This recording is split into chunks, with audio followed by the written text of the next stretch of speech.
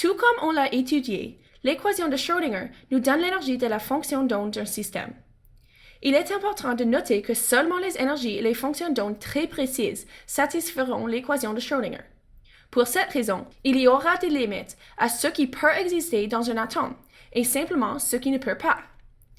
En prenant le système atomique le plus simple possible, l'atome d'hydrogène, on peut trouver l'ensemble complet des fonctions d'onde exactes qui existent. Ces fonctions d'onde, également appelées orbitales dans le contexte d'électrons individuels, sont caractérisées par 3 nombres quantiques et l'électron seul sera caractérisé par un quatrième. Le nombre quantique principal, n, est un nombre entier positif. Ce nombre quantique définit la taille de l'orbitale.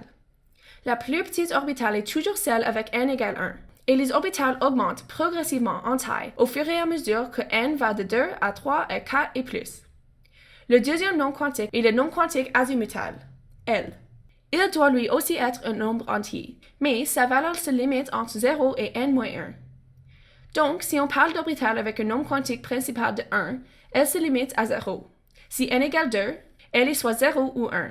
Si n égale 3, elle est soit 0, 1 ou 2, et ainsi de suite pour les valeurs plus grandes de n. Le nombre quantique azimutal définit la forme de l'orbitale et on utilise fréquemment des lettres afin de remplacer sa valeur numérique. Les orbitales s ont une valeur de L de 0 et ont une forme sphérique.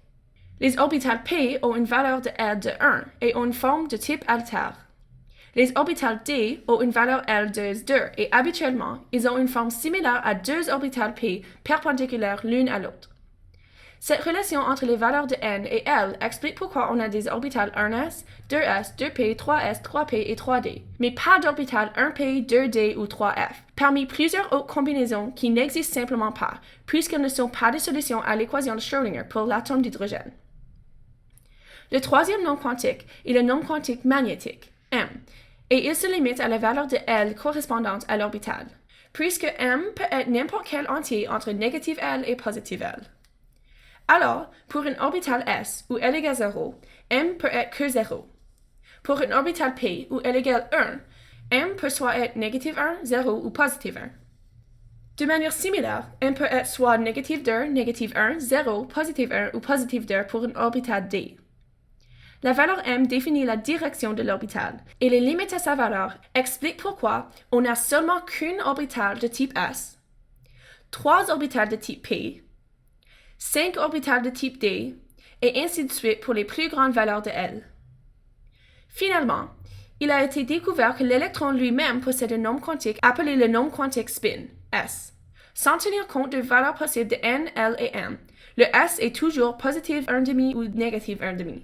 On réfère souvent ces deux états à spin-up et spin-down. Tous ces énoncés pour les solutions exactes de l'atome d'hydrogène ou n'importe quel cation d'électrons, tout comme He+, ou Li2+, pour n'importe quel système avec un nombre d'électrons de 2. À ce point-ci, une solution exacte à l'équation de Schrödinger nous échappe. Toutefois, elle représente une très bonne approximation afin d'utiliser les orbitales obtenues de l'atome d'hydrogène pour décrire la structure électronique des atomes.